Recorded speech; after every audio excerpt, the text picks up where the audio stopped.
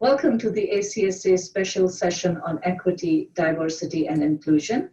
This session is an outcome of, along with other recommendations from the ACSA Leadership Committee deliberations during this past academic year. I'm Samia Kirchner. I teach in the undergraduate architecture and graduate planning programs at Morgan State University. I want to thank my colleagues at Morgan for helping me uphold the mission of accessibility for architecture programs, and thank ACSA President Rashida Ng for entrusting me with the task of chairing the leadership committee this year. This session was originally scheduled for March 14th in San Diego, along with other events of the 108th ACSA annual meeting. Due to the pandemic, and like so many events in our lives, we had to reschedule. So here we are in a webinar form. I want to really thank the committee members and ACSA staff for making this panel a virtual reality. We have invited 7 panelists to share their varied perspectives on equity, diversity, and inclusion. And we hope that through this presentations and ensuing discussions, we can start charting answers and paths towards how architecture programs may create places of belonging for all who arrive, both physically and remotely, now that we have to address our post-pandemic reality. Our panelists include 3 members of architecture faculties across 2 institutions, an academic dean, a program chair, a recent graduate representing the historic class of 2020, and a practicing architect. After their individual presentations, we will allow them to respond to a follow-up question. And in the last 15 minutes, we will address your specific concerns and perspectives. Some of you have submitted questions at the time of registration, and we request that you use the chat box to send any additional issues and questions. Our first panelist, Professor Elgin Cleckley of University of Virginia, will discuss their School of Architecture's Inclusion and Equity Plan and Graduate Open House Program. We have 2 additional winners of the ACSA Diversity Achievement Award, both from the University of Southern California, Professor Amy Murphy, as the USC's Diversity Liaison for Architecture School, will present their 5-year diversity plan and inclusion. Professor Lauren Matchison will highlight the significance of the USC's 2 pre-college high school programs, both designed to increase student accessibility. Our 4th panelist, Dr. Hazel Edwards, as chair of the Department of Architecture, will share her department's equity, diversity, and inclusion perspective in the context of Howard University's mission as a historically Black private institution of excellence. Lesley Lokko, as Dean of the Spitzer School of Architecture, will illustrate how a decolonized curriculum transformed architectural education in South Africa and its relevance to her current academic home at the City College of New York.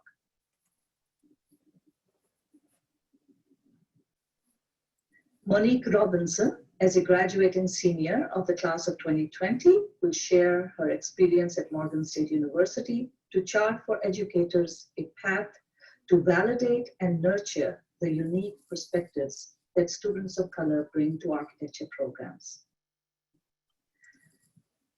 Our next speaker, Theresa Hwang, will help us understand through her community-engaged practice and work with the Design Futures Forum, how individually we may create and hold anti-racist spaces of learning. We will now hear from each of our panelists about seeing through the lens of equity the challenges and opportunities of practicing, strategizing, and planning to include diverse perspectives in our architectural pursuits. After their presentations, I will follow up with a question so panelists can respond to each other's views and to our current situation. After the roundup, we will host your questions, hoping to engage in a stimulating conversation on the state of equity in architectural education. Thank you for joining us today and for your contributions in advance. for supporting ACSA's efforts to make architecture programs belong to all members of humanity. I want to end with my presentation with thanking my fellow committee members, Andrew Chen, John Dwyer, Robert Gonzalez, Lauren Matchison, Victor Rubin, and June Williamson for enlightening conversations related to EDI issues in preparation for this panel. Thank you. I will now invite our first speaker, Elgin, to share his screen. Thank you. I'll start today by talking about our Inclusion and Equity Graduate Open House. The idea of the open house came from our development of our Inclusion and Equity Plan, which we started in 2017, but also drafted and revised later into 2019. And in it, we set our core values as democracy as a right and responsibility, but also fundamental principles, our intended needs, and then priority goals and actions that you can see there in the yellow color. Out of those priority goals and actions, we were able to create our first project pipeline, which is for our NOMOS chapter, which was launched in the summer of 2019 and continues on to this summer. We also launched the UVA's Equity Center for the redress of inequity through community engaged scholarship. We had implicit bias and cultural competency training with staff in spring and fall of 2019. Had an equity audit for the school in fall of 2019, and also started development of 4 diversity, equity, inclusion scholarships in the 2020 cycle. And we spoke about this for the first time at the 2019 NOMOS conference. The idea for that 2019 NOMOS conference was to give an update on where our inclusion and equity efforts have been. Clearly, we're Charlottesville, and the knowledge of what happened in Charlottesville had affected our numbers of African American students in our graduate program. That number of African American students in the graduate program was at 1 Robert Edwards in our architectural history sector, and meaning that there are no African American students in our graduate studio program. So part of the idea was, in our discussions in our Inclusion and Equity Committee, was to come up with an idea of an empathic way of having an open house. This idea of the places of belonging is really the concept here, but at the same time, the memorial for enslaved laborers is under construction just east of the rotunda. You can see images of it here. These are from the early conceptual drawings, but it's actually open now and was part of the George Floyd protest this last week. At the NOMOS conference, we created a series of cards to advertise the day, setting it for November, and also giving some information about upcoming of the diversity and equity scholarships. The day itself was on November the 15th, 2019. We created a way to really make this place of becoming become a reality. Starting at 10 o'clock, we had 7 professors give community and social impact panels. And that panel basically was a description of work, also courses that students can see themselves taking in the graduate program. Our standard graduate program information sessions followed at 11, and then a tour by our NOMOS students of the Architecture School of Campbell Hall itself. The real focus, though, was also to occupy and be within the rotunda. If you look at the photo on the left, the West Oval Room is that room pictured right underneath the rotunda. The idea is that we would walk up the steps of the rotunda built by the enslaved through the front door and right into the West Oval Room. In the West Oval Room was an exhibition that I created with a series of students called Mapping. You can see it in the top right photo. It's made out of the materials that the enslaved actually built that are outside on the academical village that you see after you tour. And that touring is built into the existing walking tour for the enslaved laborers, which you can see the brochure there as well. We had lunch in that room, and students from JMU, Virginia Tech, Morgan State, also VCU, were all there with our fellow students and faculty. We also took a tour right after that of the memorial to the enslaved laborers, and were able to see it under construction. What that created was an increase from 0 in 2019 of enrollment to 5 African-American graduate students here in 2020 coming in the fall. You can see a photograph of us all there, very happy after the tour and that day on the left. But it also helped inspire what we just announced just today, our inaugural Diversity, Equity, and Inclusion Scholars. And these scholarships are named on behalf of our first African American graduates, Edward Wayne Barnett in 1972 of the architecture program, and Audrey Spencer Horsley of our undergraduate urban planning program in 1975. The idea is to create this expansion of this day so that this day becomes something that's integral to our program and also in the graduate program in every cyclical fall. These graduate scholarships as well are cyclical, and so this idea of continuing this knowledge and continuing this base of students is integral to our success of meeting our priority actions in our inclusion and equity plan. Thank you. Thank you, Elgin. I'd like Amy and Lokko to share their screen. Hello, everybody. Thank you again for inviting both Lauren and I here today. I am Amy Murphy. I'm the Diversity Liaison and Professor at USC. I'm going to speak first, and then Lauren's going to follow up on her program. I was installed, I guess, as the Diversity Liaison at our school at USC in 2016, following the nationwide unrest at many universities, starting actually in 2014 at Harvard, and then following at Princeton and at Yale and Amherst and Claremont and Ithaca and Cincinnati and Missouri and onward.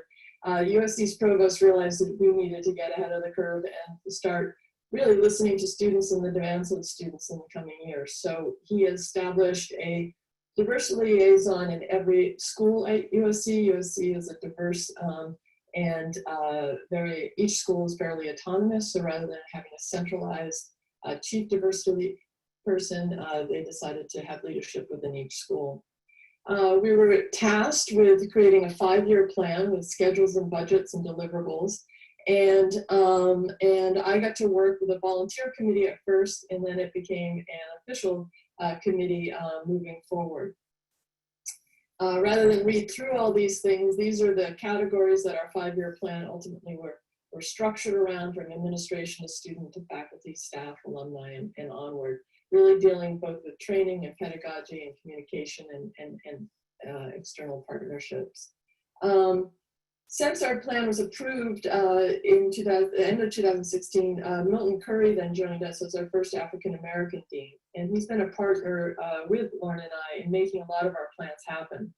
He's given me an $80,000 budget a year to work with, pretty amazing, I think, for an architecture school, teaching release of 1 course and a summer stipend. And I think those are really important to mention because this work doesn't happen without administrative support.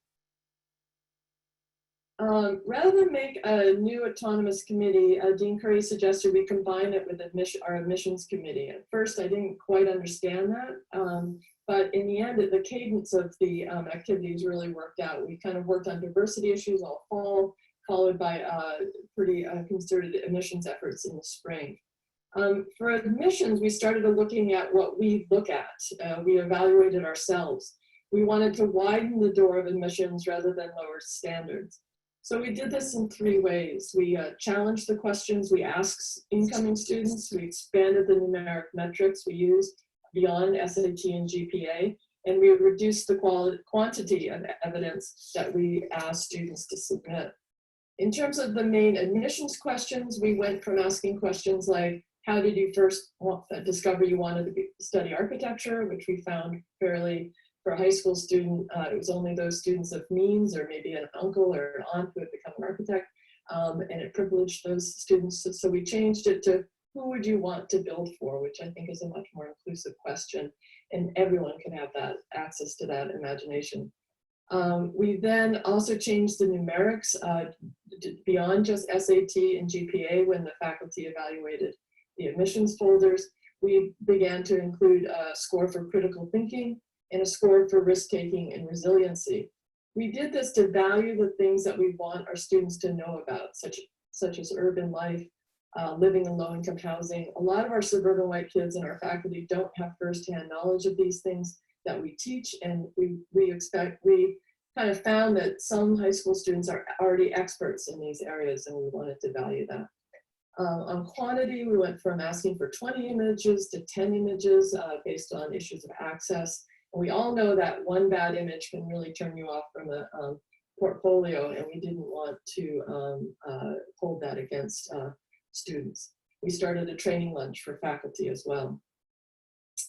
A lot of the things we do are also around events. I mean, there's things we have to do, and then there's the things that everyone wants to do. And I wanted to keep up that energy, so we have in my budget set aside money where things, if something comes up and someone wants to do something, we have a way to access that. We have a kind of revolving International Women's Day event, bookathons, speakers, brown bag lunches with faculty, movies, hosting a table at the AA Powerful Conference.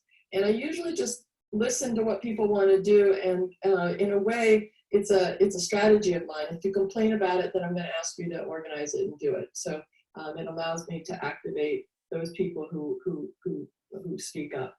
And we've started having a diversity and inclusion award annually.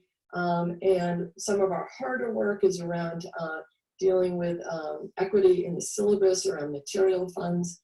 And the third item that my committee works on is an annual hiring memo, which is a lot of work. We evaluate where people teach, who's teaching what, and every year we kind of do give the dean and the directors a matrix to see if they've moved the needle at all, and especially in part-time hiring, which is a faster stream than full-time hiring. A lot of our events try to make student leaders lead, and one of the things that our students really love to do is to get together with the other art schools. USC has 6 different art schools, and so we've started a kind of a mixer in December, right at the advent of finals, where we get a DJ and a space, and we get a lot of these photos come out of that. We get photographers to come and do portraits of our students.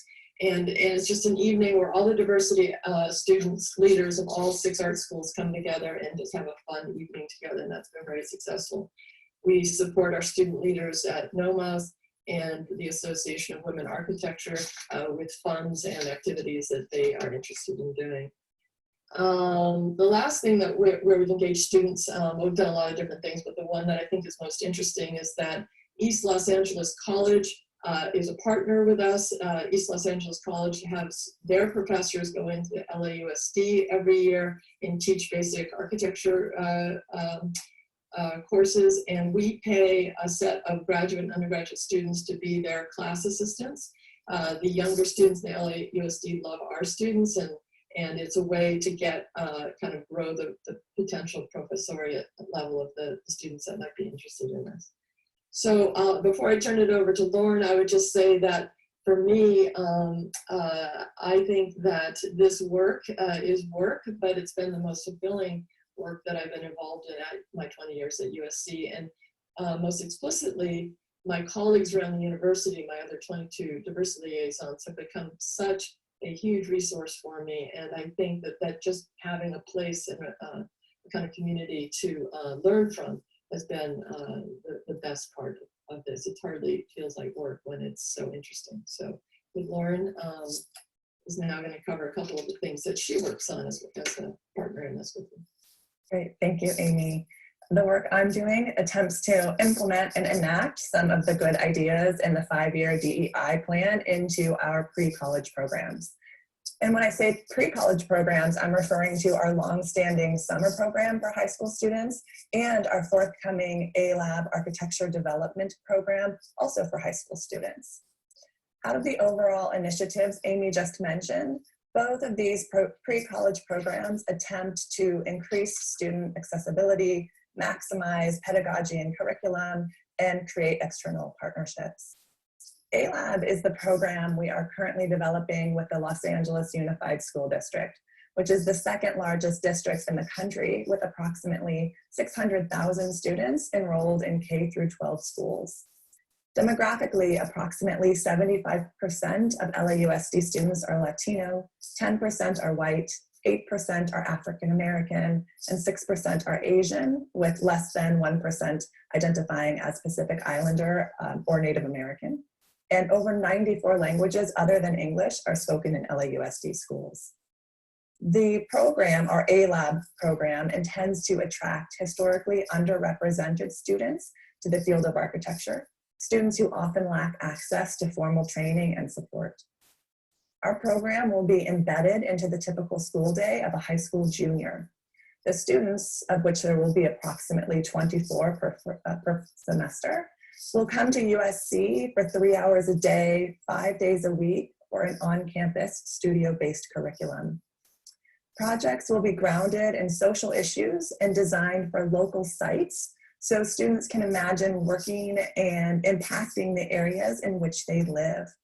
There is also a professional development module, a college readiness module, which will help prepare students for successful admission to college, especially pertaining to portfolios and essays. The goal of the program is to increase the likelihood that students who attend A-Lab will be able to successfully apply to and be accepted into architecture degree programs or other programs related to the built environment at colleges around the country. A-Lab aims to educate public school students in our neighborhood and will be free to attend. The summer program, on the other hand, attempts to educate high school students nationwide. However, the summer program is rather expensive as it is tied to the current rate of USC's tuition. Fortunately, the diversity plan provides us with funding to fully financially support 5 local students this summer. We partner with ACE, with NOMAS, and the nonprofit arts education program Artworks LA to identify local students already connected to those programs who have a great interest and need. And additionally, our summer program faculty and TAs participate in annual inclusivity training provided by Artworks LA so that we can better support and provide equitable opportunities to all students. Thank you. Thank you, Amy and Laura. I'd like Dr. Hazel, if you're ready to share your screen. Thank you. Okay, thank you for this opportunity to share the equity, diversity, and inclusion perspectives of Howard University and the Department of Architecture. We've been teaching architecture since 1911 at Howard University, and our focus has been attracting students who are from around the world, but particularly those from the African diaspora. Most of what we do at the university or in the Department of Architecture stems from the Howard University mission. And you see it here before you, where it talks about having a culturally diverse, comprehensive, research-intensive, historically Black private institution that provides an educational experience of exceptional quality at the undergraduate, graduate, and professional levels to students of high academic standing and potential, with particular emphasis upon educational opportunities for Black students. We switched to a Bachelor of Architecture program in 1950, and this photograph before you represents one of the classes in the 1950s. You see the majority of men, 1 woman in that class, and over the next few years, we went from about 1 woman. The ratio of men to women was somewhat consistent. Today, and actually this is the class of 2022 who came in 2017, and you see that the majority of the students are women. There is diversity in terms of race, and one of the things that is most exciting is that our students are geographically diverse, that they come from all parts of the world. In this class in particular, we have students from Africa, students from the Caribbean nations, students, of course, from the United States, from the East Coast, all the way to the West Coast. And so I think this is one of the things that we continue to promote and encourage as we are accepting our classes.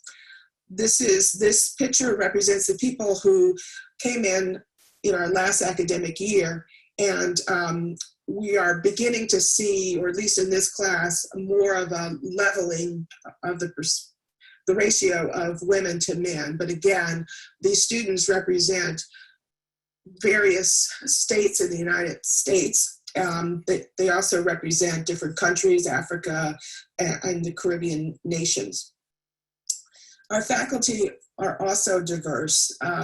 Of the 14 people shown here in the slides,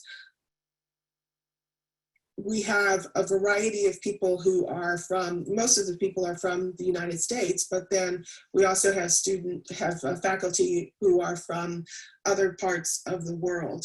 Our defining perspectives are geared towards these three things that appeared in our architecture program report. That we are first and foremost committed to increasing the numbers of African American and African diaspora architect entrepreneurs and design thought leaders, but also we want to provide leadership in the art and science of community design and to pursuing an interdisciplinary and technologically advanced approach to problem solving that is culturally and socially sensitive. And I just want to close by saying that a number of the activities that occur around diversity, equity, and inclusion at the faculty level, we are focused on, we have to go through unconscious bias training to prepare for upcoming faculty searches. We also ensure that the faculty represent the students that we serve. And so more women, we have 5 women on faculty to be able to change the culture, if you will, of the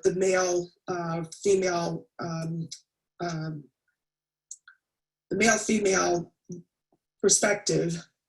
We also have a curriculum that reflects diverse voices and outcomes in our community. So our design studios reflect projects such as an immigration pavilion that really drew from each student's perspective of what it means to live in the United States. We've also have specific projects that are housing-based, such as providing temporary housing for African American communities that are impacted by sea level rise and other climate change issues. We have a very engaged alumni who support various activities at the department, including a group of men who reach out to, are available to reach out to our male students to talk about the profession and what it means to be an architect in today's climate. The department, the college, and the university provide scholarships that support students who have needs to try to balance, but also not have the students incur huge debts for their education. And ultimately, these are the things that we're working towards in terms of continuing to attract students who represent a diverse aspects of our community. Thank you. Thank you, Dr. Hazel. Dr. Lesley, can you share your screen with us? Thank you.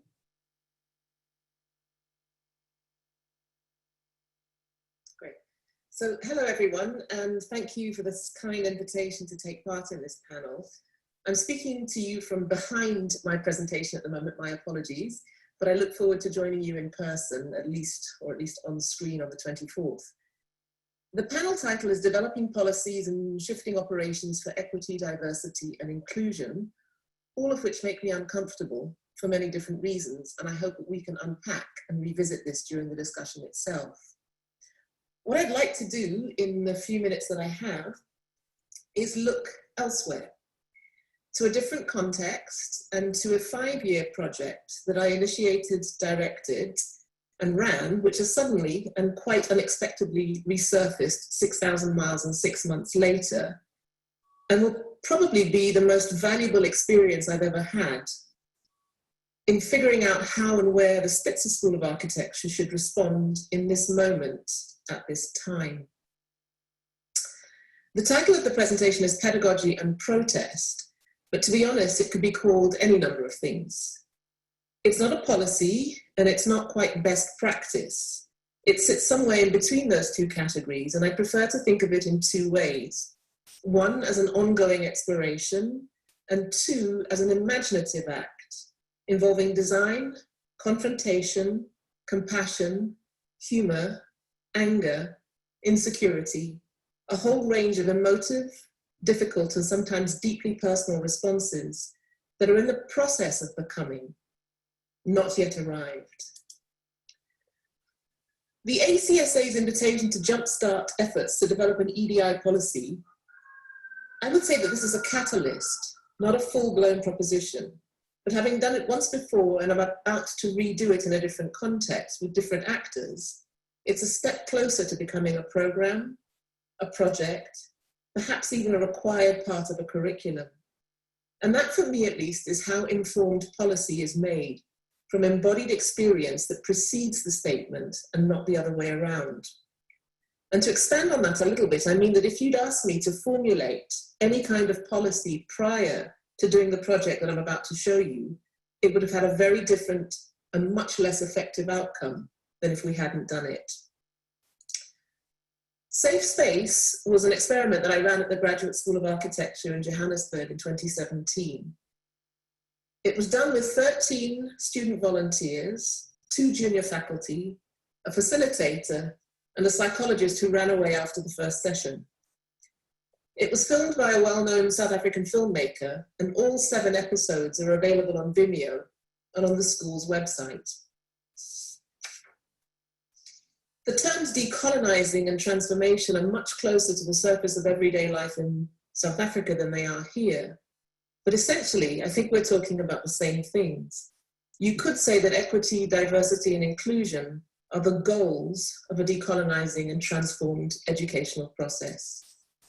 Now, I've got the video here, and I'm about to play it, but I know that over Zoom, it comes across rather badly.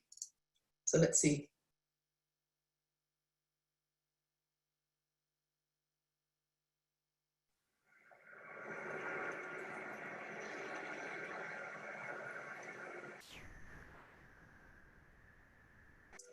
So today's exercise is going to be about what we call othering. So your other is the person who you see yourself as not. And one of the really kind of interesting and also very difficult dynamics in racial othering is that we construct someone who is not like us on the basis of what they look like. I want you all to look very deeply into each other's eyes. Remember all of the details that you just told us around independence or dependence, around class, around religion, around spirituality, all those things that you imagine about the other person, which you might not be sure of, which you think is different to you.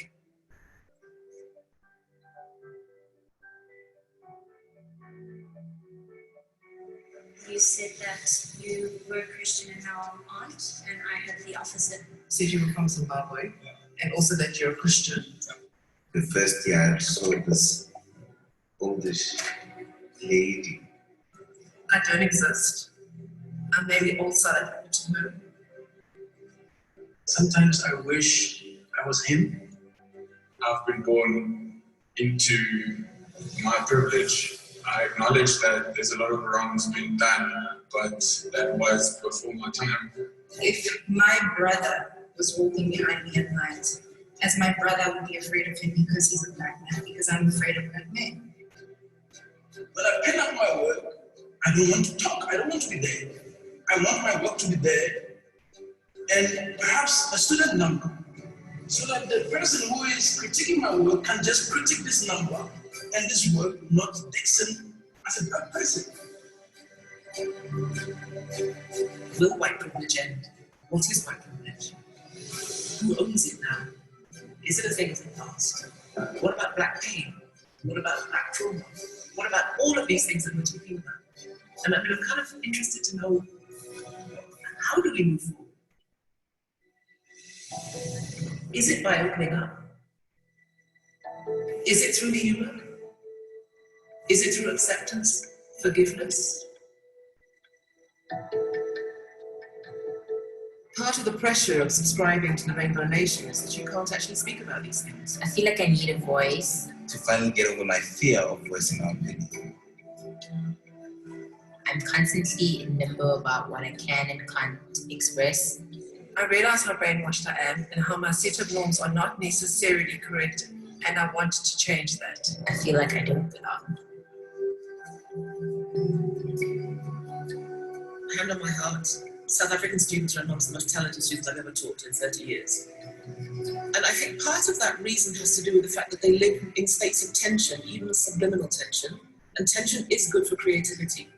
So if we can discipline that tension and turn it into a productive tool, we will be astounded at what's going to come out of them.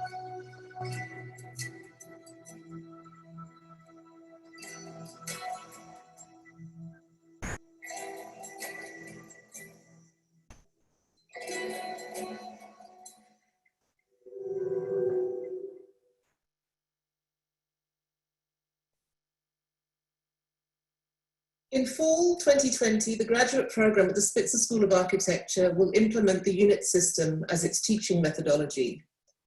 The curriculum has undergone a really difficult exercise, much more difficult than I expected, of mapping the unit system onto the existing curriculum in a kind of Trojan horse situation prior to formal change and approval. As I said earlier, the shift from the conventional curriculum that I arrived to find in South Africa, which is very much like the curriculum model in the United States, was the first casualty of change. We replaced it with a system of teaching first developed by Alvin Boyarsky in London in the 1970s. And although I don't know that its remit at the time was overtly transformative, in the South African context, it was revolutionary. My hope, and it is being tested severely, is that it will do the same thing here. Thank you.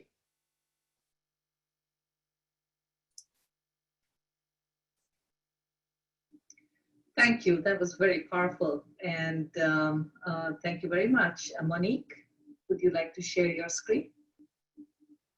So my name is Monique Robinson, and just kind of piggybacking off of what Lesley had talked about, I definitely think that at the faculty level, more can be done for nurturing student experiences and basically preparing for diversity when it arrives, and you know, how to nurture that experience. So a little bit about myself. My name is Monique, and I've come from Morgan State University, recently graduated with the class of 2020. And during my matriculation, my experiences with both professors and students have aided my aspirations. They've aided just my personal individual growth as a Black woman, as a double minority, and helped me figure out what I want versus developing a prescribed plan for me. So these experiences have taken me all over the world, and I've gained mentorship from all over, from New York to Wyoming to LA, just to name a few, and put me on platforms that, you know, otherwise I wouldn't have been able to do on my own, participating in panels and, you know, working in large, well-known firms, things like that.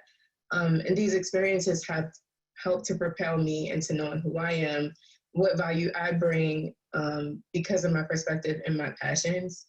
So working with some of the students from my school, I developed just strategies, and these, you know, are by no means just the end all be all. And it's more kind of like an open conversation of how at the faculty level, more can be done to, you know, nurture students that are of diverse backgrounds, so that it's not a one size fit all, you know, prescribed plan about, you know, how you can be successful. And what I really liked about Lesley's presentation is how, you know, they even developed that kind of platform and that space for students to express themselves in that way. So some of the strategies we have existing at Morgan, and some we kind of just came up with on our own, and they all aim to, you know, celebrate and nurture the uniqueness of students with different backgrounds, and just, you know, encourage faculty to have a full understanding of the needs of students. So we have mandatory advising before registration. Definitely just communicating with the student and asking what do they want? Like, what are they interested in? Things like that. My own professor, Samia Kirchner, has really honed in on the personalization of deliverables. So, you know, how things are in a program and how, you know, things are due, but allowing a student to take that and transform that into, you know, how they see it and what they take from that, and allowing them to present themselves rather than presenting just the deliverables.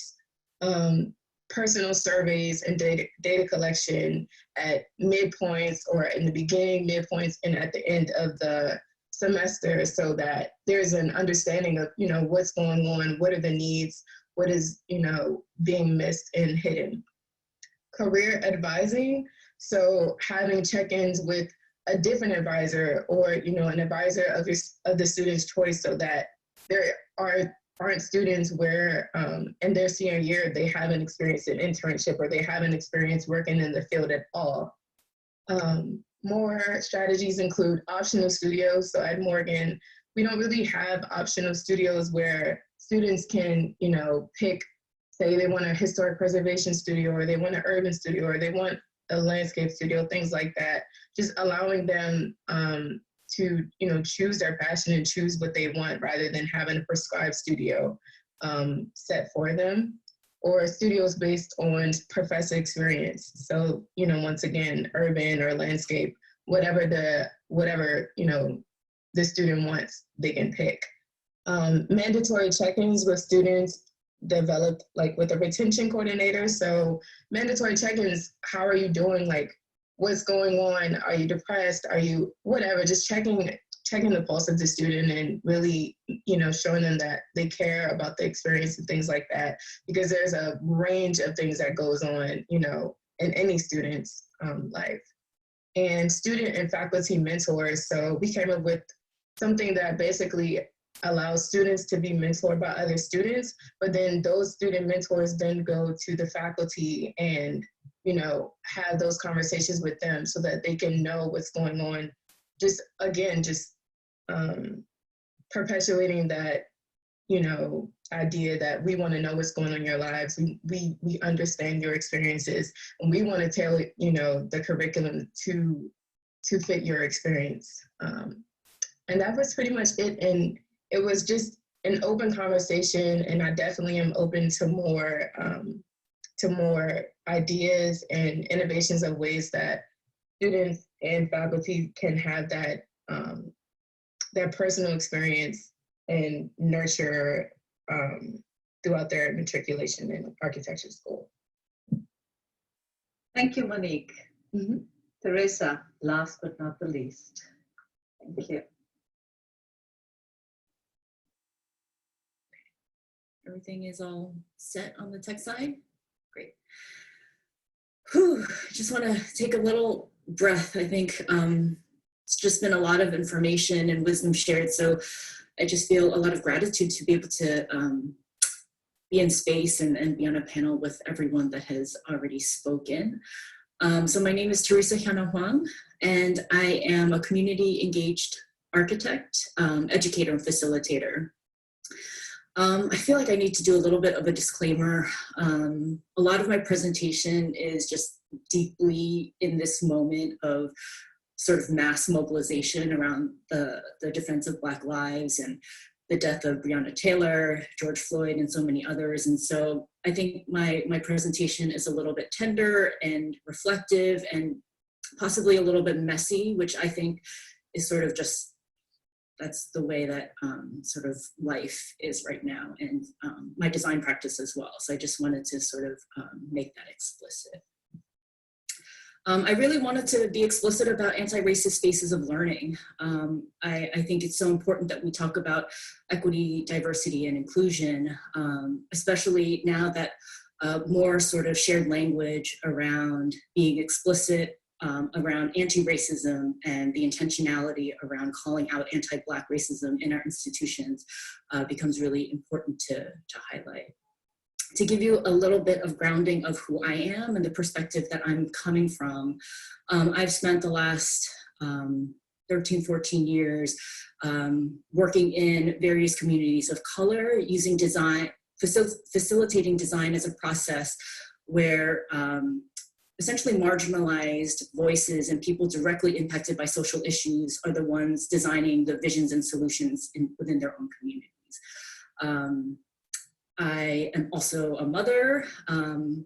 I also speak from an Asian American perspective and being a cis woman as well. So I think a lot of times in this moment, so many people are looking for resources and toolkits and sort of frameworks to adopt. And what I have learned, you know, sort of in my 40 years of living, a lot of the work really is about how does it move through you? How does it move through your body? How does it move through your family? And so I did not want to sort of just offer up a toolkit or sort of this is the way that you incorporate EDI work into your institution, but really facilitate a space for shared reflection a little bit. Elgin is on the advisory board for Design Futures, which is an initiative that I'll sort of use as my practice space. And he has been in many spaces with me, and I'm like, if you're coming to me with answers, you know, you're sort of barking up the wrong tree, but I can hold space for us to learn together. So I sort of want to take the same opportunity for that. So my first question is really thinking about how have I created harm? I think it becomes really important to put the I in this moment, right? We all have a role in upholding racism. And I think it's really important to name that and acknowledge that. And so I just want to offer the question, what are ways that you have intentionally or unintentionally? And I think that is really the key thing to hone in on, that you've created a harmful space for Black, Indigenous people of color, trans or queer folks, women, you know, many, many other marginalized identities. And so for me, I think one easy way that I begin to look at this is, you know, potentially not being as understanding as I should be. I've upheld unnecessary schedules, deadlines, sort of assignment requirements when I was an adjunct studio professor, and really perpetuating what I've experienced in my own architecture education, which, you know, is really rooted in a lot of Eurocentric ideology. But I also didn't realize where they came from. It was just sort of, you know, when you have a pinup, you need to have 3 pages of requirements, and I wasn't really sure why.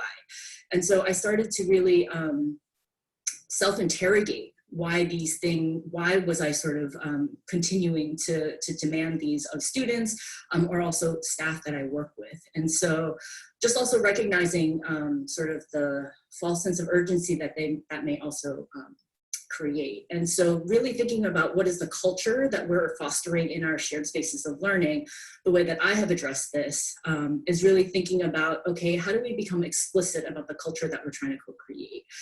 Community agreements, which is something that I have started every sort of community meeting that I've facilitated, but even meetings, you know, convenings becomes a way of understanding our interactions and our behaviors, but also, again, trying to create a culture of well-being and compassion. And so, again, I want to offer my own work as a sort of testing ground for some of these ideas. Not testing ground is the wrong word, but a little bit of how I've been trying to implement some of this. So Design Futures Student Leadership Forum is a grassroots institution of pedagogy and practice where we're really looking to implement anti-racist curriculum into the design profession. And so as it's formed, it's a 5-day intensive training where between 5 and 14 university cohorts come together for a week-long immersive learning environment. And we do everything from engage in dialogue, all the way to learning community engagement techniques, but also really thinking about our own power, privilege, and understanding of our role in the context of racism and white supremacy. So these are community agreements that we start off with. Again, it's like, how do we make sure that we're creating a space that feels safer, kinder, which I think is huge and something that we don't speak enough about, in order for students to feel supported enough so that they can actually be able to soak in, learn, but then also create and feel generative as well. I think when you're constantly like feeling like you're dodging or in survival mode, it's actually really difficult to tap into some of your creativity. So for me, you know, when you step into a space and the first thing you hear is, you know, take care of yourself, do what you need to do in order to feel present.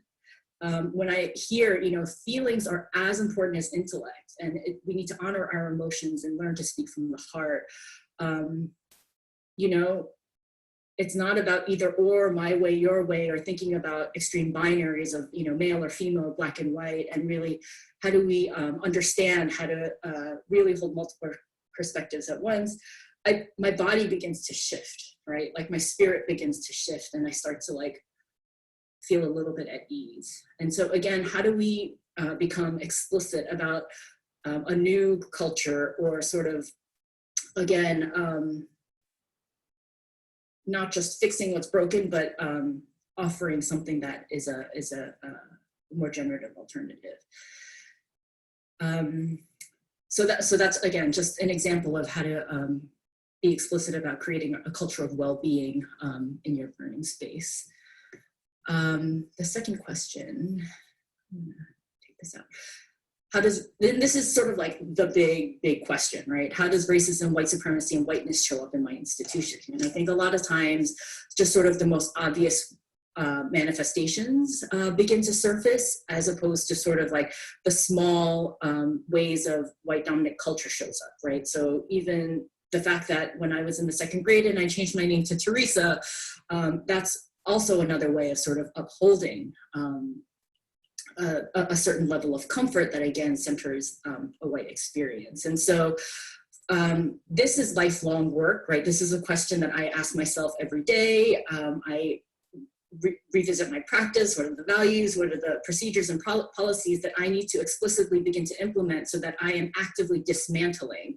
Because racism is the air that we breathe, right? That is just sort of given.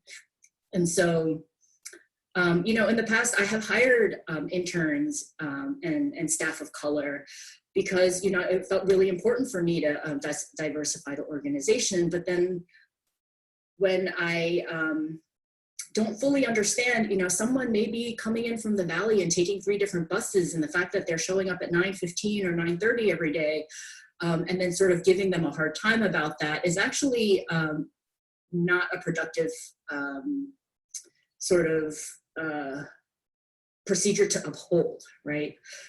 Trying to understand how I can be a little bit more supportive of not only understand the identity of when you're in sort of the office or in the school, but realize there's a whole other person, whole nother story behind it. And so trying to be a little bit more intentional about making sure that we have flexible schedules to allow for sort of alternative lifestyles.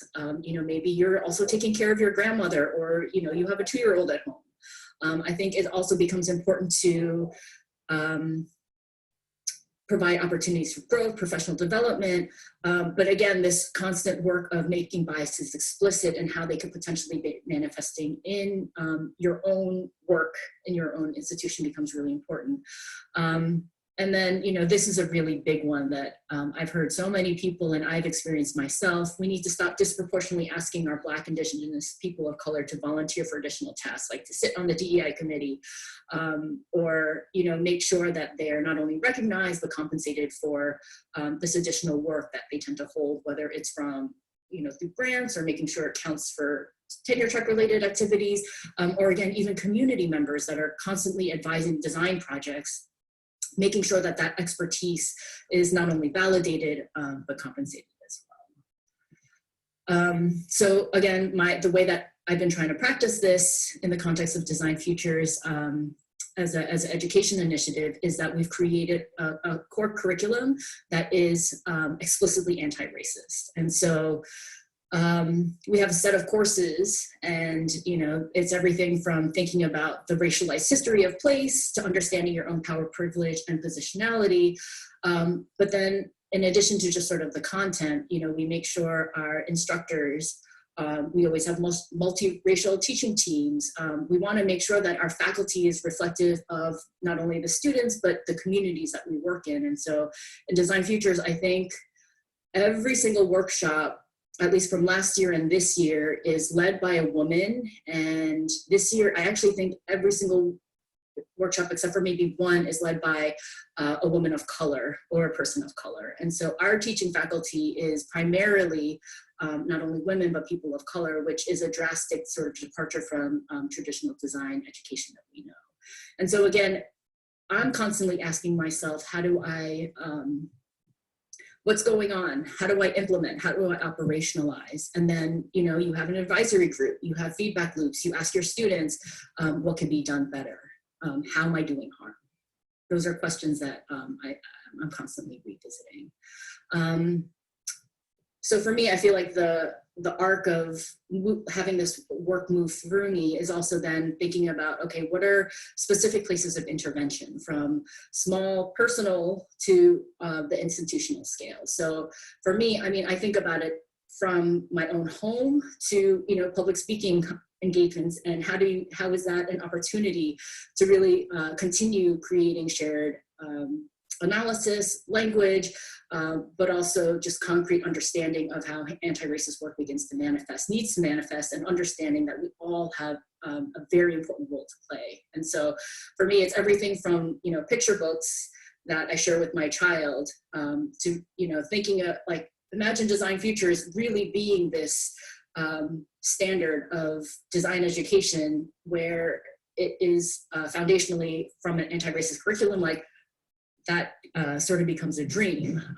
But there's so many spaces in between, and I think being able to understand that you have the power to actually make those changes becomes really important. So one explicit way that we've been trying to work on this on a little bit more of an institutional scale is that we've created a DEI, diversity, equity, and inclusion cohort amongst our university participants. So we have 5 schools working together on more of a field building scale to think about how do we implement some of this anti-racist curriculum on our campuses, but also figure out, become a community of care and a community of practice to really support each other, because this work is challenging, it's emotional, and it's also not only difficult to sustain, but it needs to be lifelong. This work is generational. It's, you know, been 400 years of resistance that we're building on, and it'll continue to be the work of the people that come after us as well.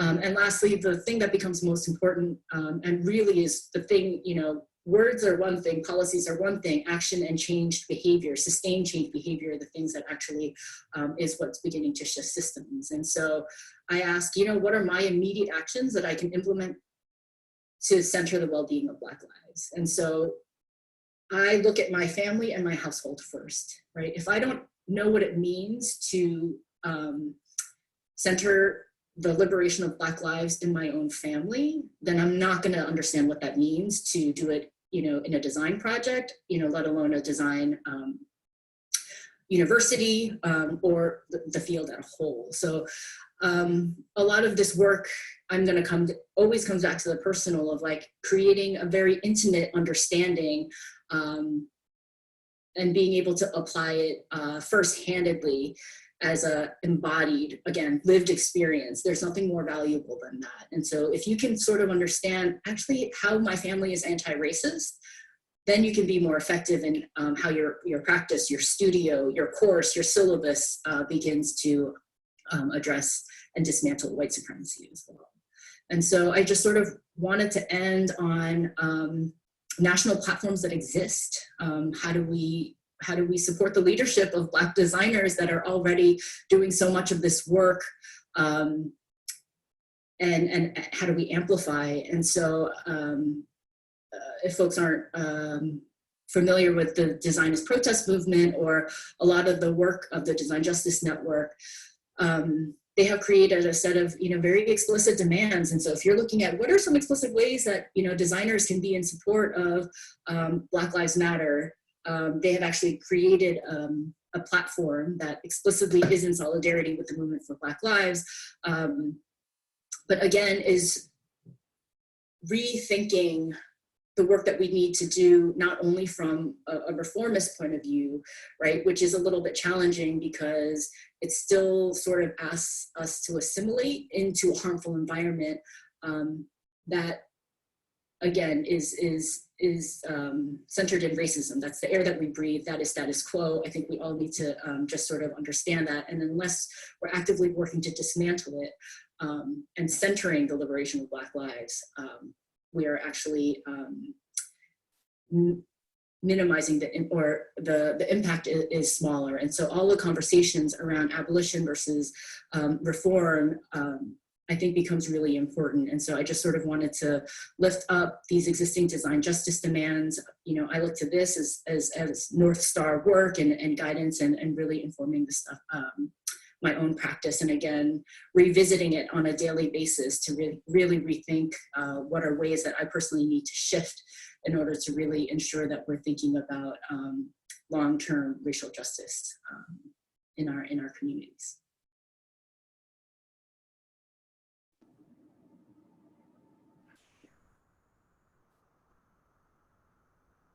Well, thank you all for sharing your passion, processes, practices, pedagogies, and points of view today. It's so gratifying to see different activities that pursue diversity beyond a numerical goal, with the required recognition that presence of diverse bodies alone is not a measure of equity.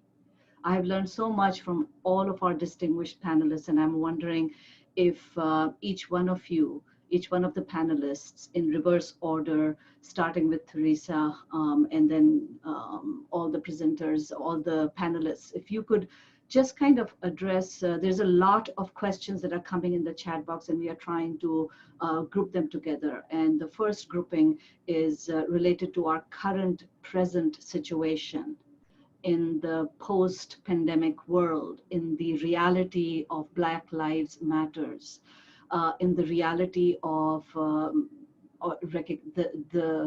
finally we are recognizing collectively as a nation that there is institutional racism that has been in progress, which has limited our ability to be in a post-racial society. So in this current climate, in this current moment, recognizing that, how would you change what you have been doing up until now? What would you stop? What would you start? What would you continue? What would you change? So if we can just take 1 minute across the board and just give a reflection on the current moment with reference to your past practices that you have just shared with us. Theresa, would you like to start? Sure. I think something that I am really energized about is actually a lot of the student-led organizing that is happening on campus that really is demanding the integration of racial justice curriculum, anti-racist curriculum on campus. And so I think we need to start listening to our student leaders. I think they are the future, but also participatory pedagogy is critical to make sure that what we're teaching is relevant, but also that's how we ensure that students are supported, are cared for in the context of a pandemic where remote learning is happening, furthering inequities, but then also I think the larger social uprisings. Okay. Well, thank you. Monique, would you like to go next? Do you mind saying the question one more time? So I think you should just reflect on what Theresa said. Theresa said we should be listening to your generation. So what do you have to offer? What should we be doing that we are not doing?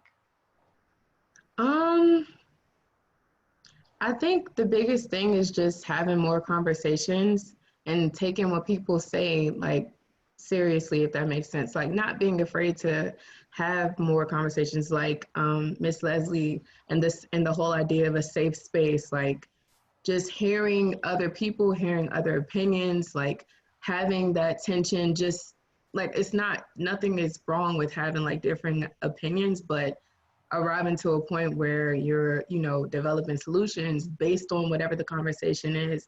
That's what I was pretty much pointing out in my presentation, like this whole idea of mentorship is faculty and student base. Like it's a partnership. And so just creating a space where certain conversations, whether it's on an academic level or personal level, whatever level it is, having more of those so that solutions and steps can be made towards whatever it is, if that makes sense. Okay, well, thank you.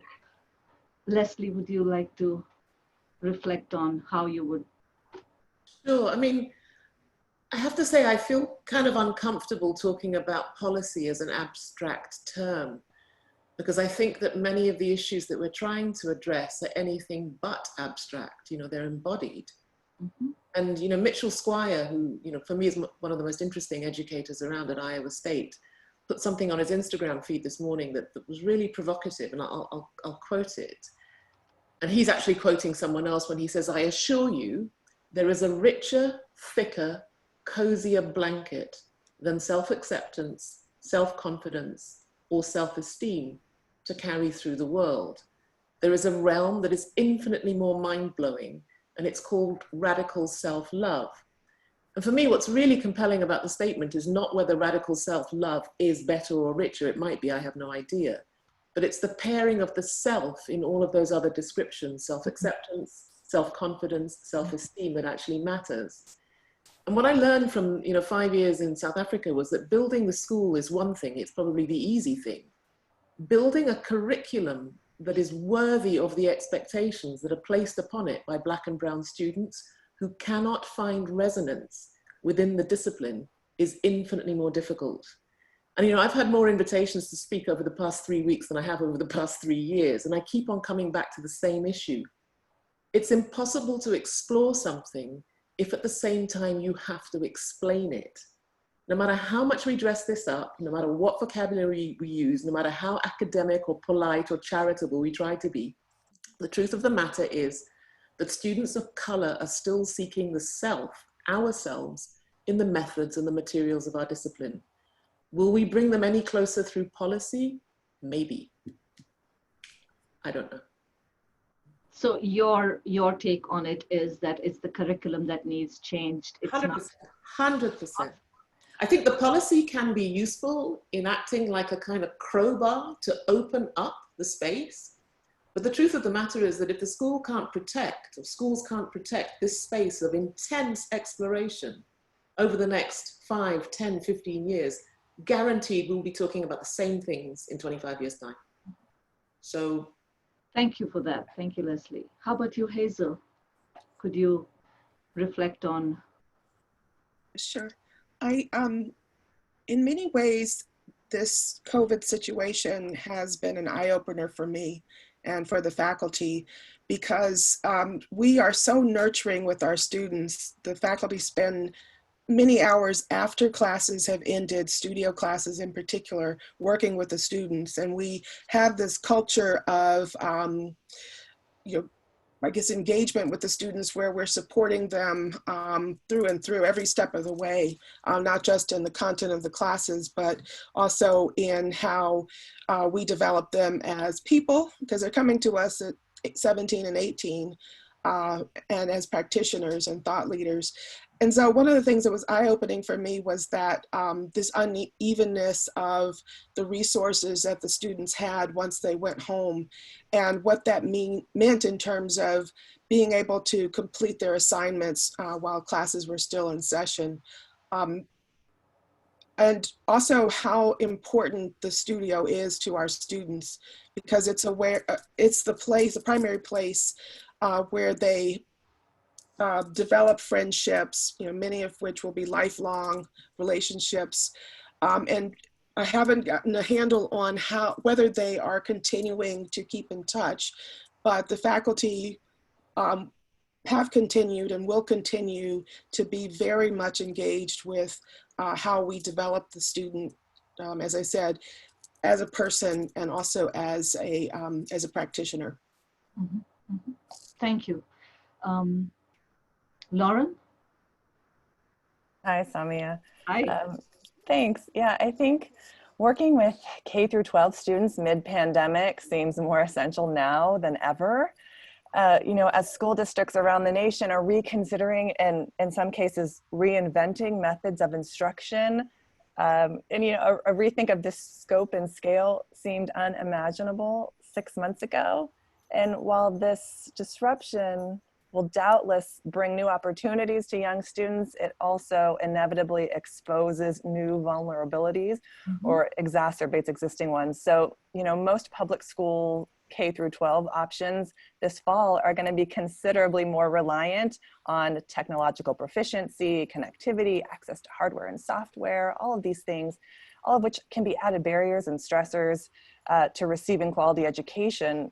So I'm even more concerned now because education for our youngest students in some ways seems more fragile and precarious than ever before, which means that part of our imperative, especially as I see it in relationship to pre-college programs and high school students at USC, when we try and embrace and bring more traditionally marginalized students into our programs is to involve a commitment to understanding and addressing these new dimensions of access that this situation has brought up that just, you know, were not as visible before. Thank you, Lauren. How about you, Amy? I think the thing that has shifted in my view, or at least my tone has changed a lot, is that the language has to get much stronger. And the protests over the last several weeks has allowed that to happen. And stronger, not meaner, but stronger, in the sense that I think that the past 3 or 4 years that I've been working around this word diversity, it came up in the chat, like sustainability almost means nothing now. Diversity in a sense is becoming kind of vapid. And I think that the harder question, like for instance, this morning we were with a student leadership group, and I had developed some polling questions that's going to come up in a town hall next week, and they were all focused explicitly on the African-American experience and African-American exposure at USC and the experiences. And, you know, nicely, one of the students said, well, what about Hispanic? What about that? I was like, you know what, this is, there's a really unique, the hardest questions of all. You can enter this through issues of class, you can enter it through issues of gender, you can enter it through diversity in terms of understanding a more complex ethnicity. But if it's like the root of a tree, if you really get to the crux of it, how we treat and how we think about, you know, our African-American colleagues and students really answers. If you can get to that, then you can get to most of the issues at hand.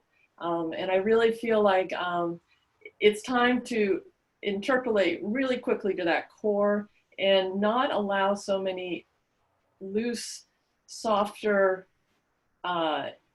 ways to think that we're making progress. So I feel like that's where I'm at right now. You know, it's like, if we can talk about that and we can really make movement on that, then a lot of the other issues will come along with it. And I think there's too many outs in all the rest of the stuff under the tent of diversity that allows too much, you know, kind of feeling good about ourselves kind of to happen at the university level. So, thanks, Amy. Elgin, how about you? For us, the shift has been a direct call for action, which came from 40 students and alumni.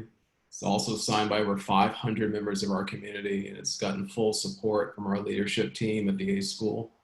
And the call demanded and in writing received the acknowledgement of our university's role in contributing to racism and the structural inequities that form the foundations of our society. Also, that our university was built by enslaved laborers, and that our legacy of our institution is complicit with white supremacism and hides the countless injustices that have occurred on our grounds against Blacks, Indigenous peoples, and people of color. This I know firsthand as I came here as a student in 1989, and I know the pedagogy that I teach now is what I dreamt of at the time. But also noting that Jefferson's Public University is limited to Christian white men, relegating all others to dehumanizing invisible status. And so through this call came full support of our inclusion and equity plan. There's a full commitment now with our community of faculty, staff, students, and alumni for real radical change. That's 6 points. One is to instate a Dean of Inclusion and Equity, as our report states, for next year. Decolonizing design and theoretical education, prioritizing diversity in faculty hiring, visiting faculty, invited lecturers, improve resources for current Black, Indigenous, and people of color students, investing in recruitment for equity and inclusion, and also establishing 1 5-year progress reports. This week, there are listening sessions every day this week, and a larger scale next week, which is then going to set up what those focused pressing issues are for the school and outlining our next steps for transformative action. Well, thank you very much. I think there are a couple of questions that are coming in that are very profound, and I'm just going to read it out. There is a question out there which directly relates to what Elgin just ended up saying, that there is a demand from the student side and the alumni side that's coming in at this moment, and some of their efforts at UVA were already initiated from those demands. So there's a question that is for the panelists, that I'm interested in knowing how these ideas can be implemented in architecture programs in states in the Deep South that are not as progressive as UVA or USC. We are preaching to the choir here, but how do we get to support from upper administration, both in progressive ideas and funding, especially as program budgets are now being cut due to pandemic? And I think that along with that, another question that has come up questions the issue of NAB and CARB. How can the licensing process and how can the accreditation of curriculum process, as Lesley has very correctly pointed out, and many of Lesley's fans in the chat box are saying she is the one to really target, she's really targeted the issue of decolonizing the curriculum. So how can we, I mean, what role can ACSA play in pushing NAB to revise the curriculum, and also at the same time pushing AIA to rethink its accreditation requirements? As one of the questions that are here is saying that many architects don't need a license, but many academic institutions are teaching to the licensing. So how do we resolve this issue, and what can ACSA do? And this can be free for all. Anybody who wants to jump in and take a lead on answering that, please feel free to do that.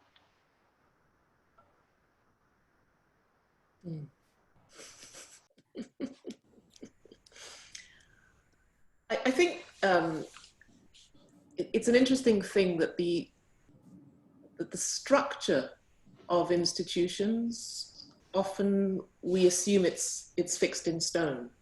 So the relationship between the school, the accrediting body, the professional bodies, the curriculum, like we tend to assume that all of these things somehow rolled off the mountain with Moses or whatever, and that they cannot be changed. And actually, I think the task is twofold. You have to attack the structures that are in place, and they won't all give at once. I think the phrase is that the ruling class doesn't commit suicide. Power holds on to power. But at the same time, you're tackling the systemic issues. You have to offer space for the imagination. And I mean, all of these questions around poverty, around class, around access, around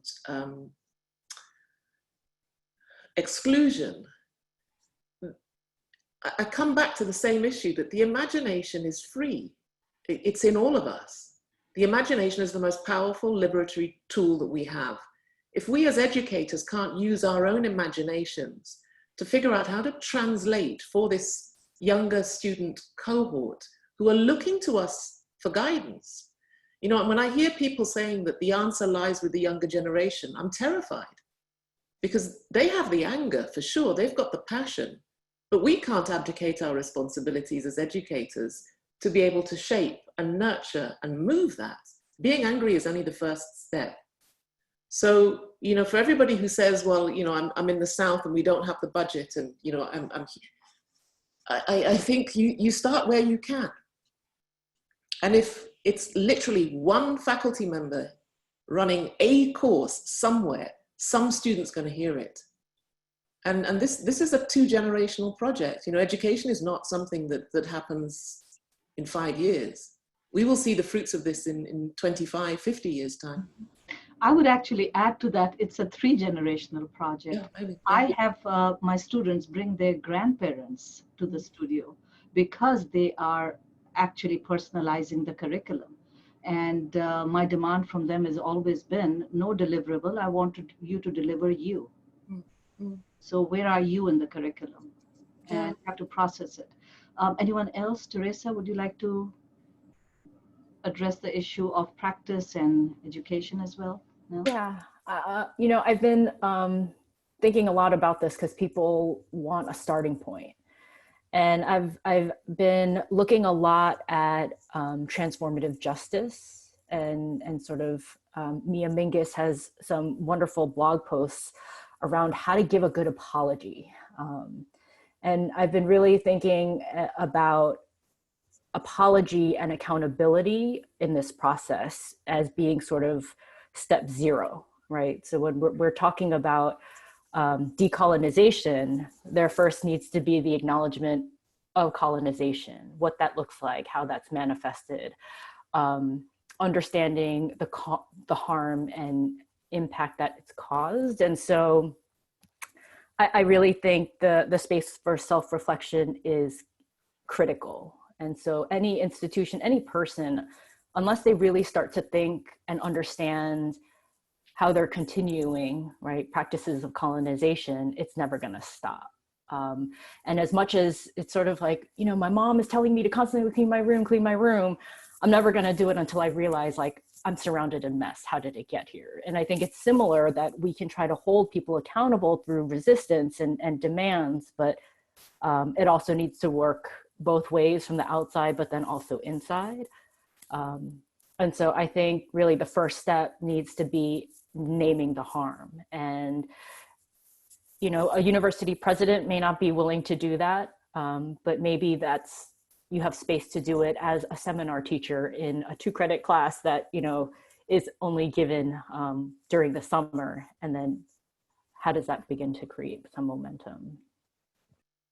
And just if I could add to Theresa's point, I think, you know, we are required we have flexibility in our curriculum, and I'll speak from Howard University's perspective. We have electives and which are architecture professional electives, but also open electives, which could be taken outside of the Department of Architecture in our college.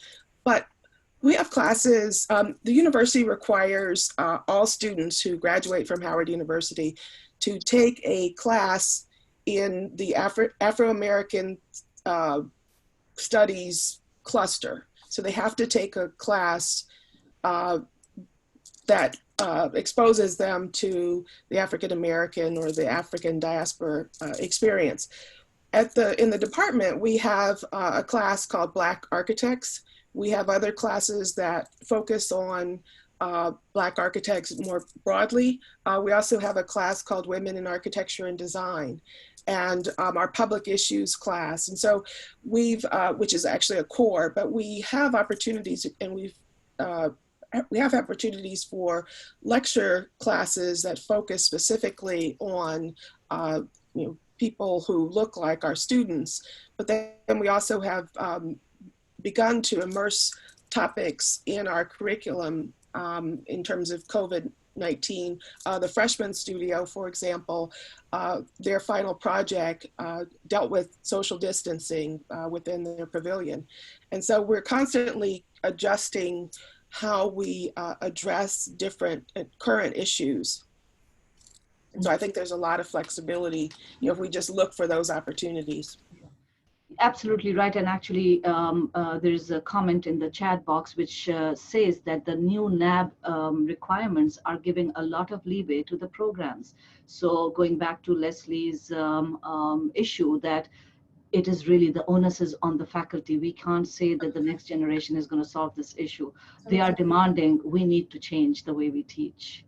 And anyone else wants to, we have around 7 minutes left before we have to end the panel.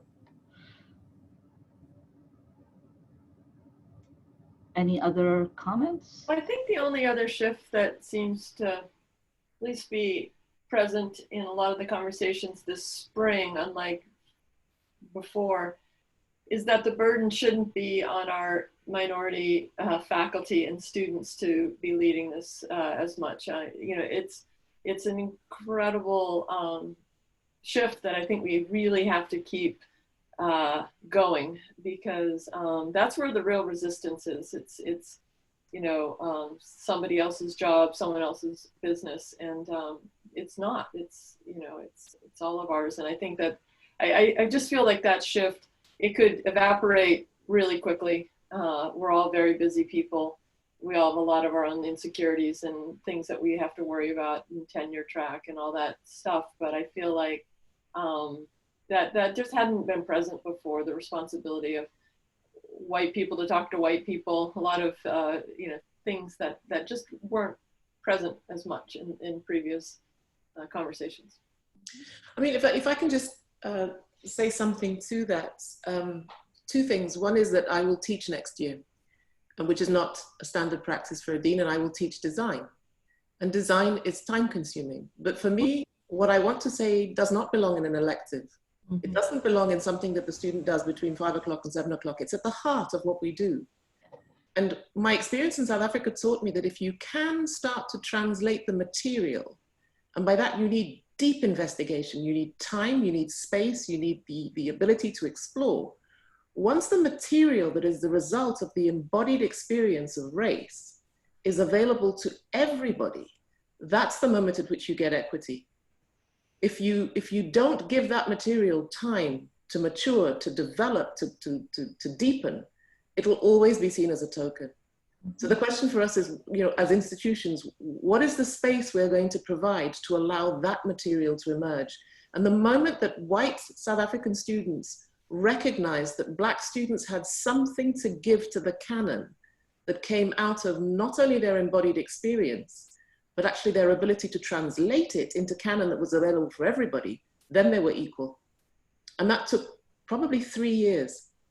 3 years before the work was, I would say, sufficiently developed to be not just work of a Black student, but work that came out of that experience that was now available to everybody. And if you think about it, that's what the canon we learn now is. You know, it's 200 years of a European perspective that everybody around the world is suddenly supposed to accept as universal. So this is, it's deep, difficult work, and it needs time. Yeah. So it's really interesting. There's a comment over there. Dean Lokko, you have a lot of fans out there. Yeah. Can you be the dean of all schools? That's one of the comments I'm reading. I agree. Second issue, there is something to be said about the role of mentorship, both peer-to-peer, peer faculty, within faculty, and also alumni to faculty and alumni to current student.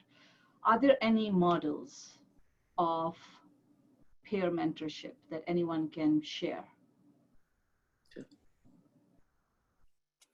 Well, what we're trying to do when we launch the high school program is to really leverage our existing undergraduate and graduate architecture students to come in and work with our high school students and offer them mentoring not only during the program, but after as well. So even though, for example, our high school program will only be 1 semester of a student's junior year, our commitment to them is ongoing. It's until they successfully apply and are admitted into a college. And we're going to maintain that relationship through peer mentoring within our School of Architecture, and also looking at relationships with our School of Education graduate students.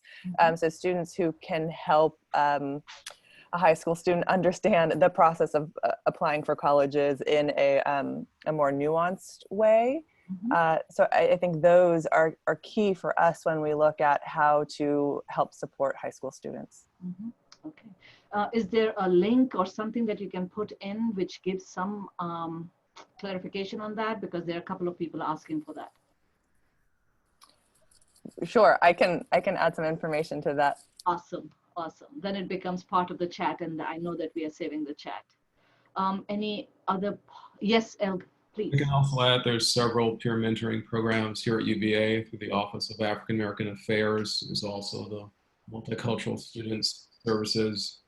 If you can put in the, if you can put in the thing on the chat box, that'll be great. Yeah, but go ahead. it's also really important too to think about, we've talked about this in our No Moss chapter of designing a brand new type of mentorship that's curtailed, is specific to the A school. I think that time is now. One of the topics has come up of setting up a program that then connects directly. Mira Davis, our president, has a great idea of connecting back to her hometown of Richmond. Therefore, there's a connection between the high school and UVA itself. I know that's going to be one of our things we'll start to design and look at as we head into our calls for action. Mm-hmm. Okay. Anyone else wants to contribute to mentorship issues or models of mentorship? I mean, yes.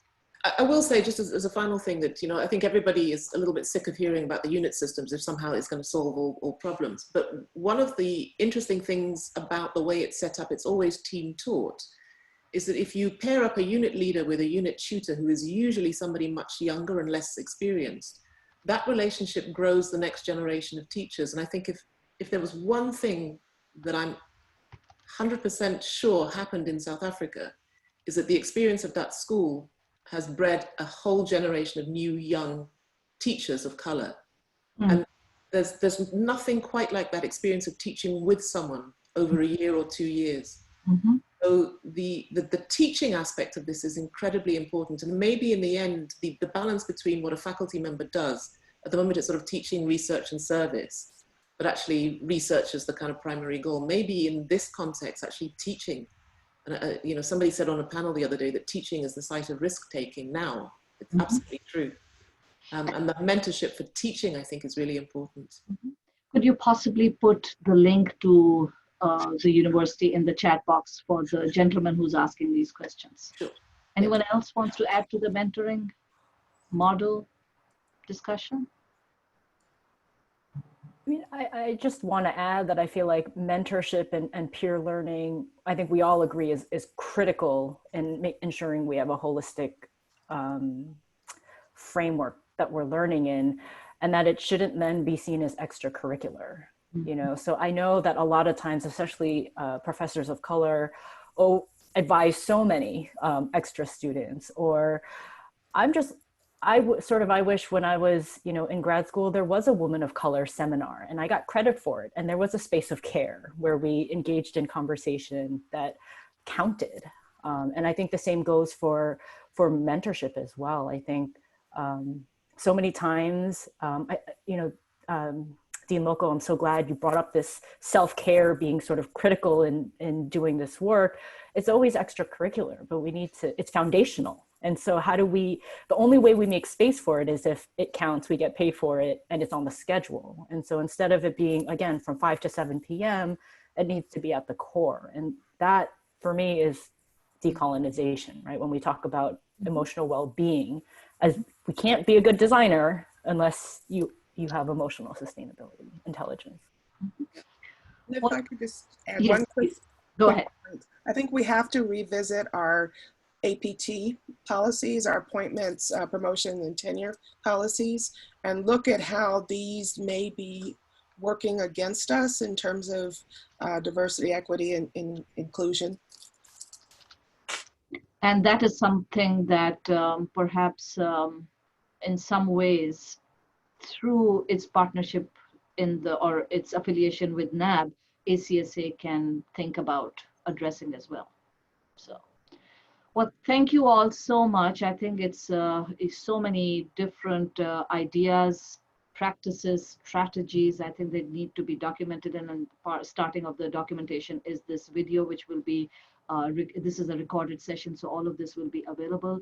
On behalf of the ACSA Leadership Committee members, I thank all of you for joining us today and commend ACSA's historic pivot to pursue all of its organizational practices through the lens of equity. And I'm hoping that some of the ideas generated here today will find some backing and support from ACSA to be launched as, if not policies, but practices. Thank you all. Thank you. Thank you.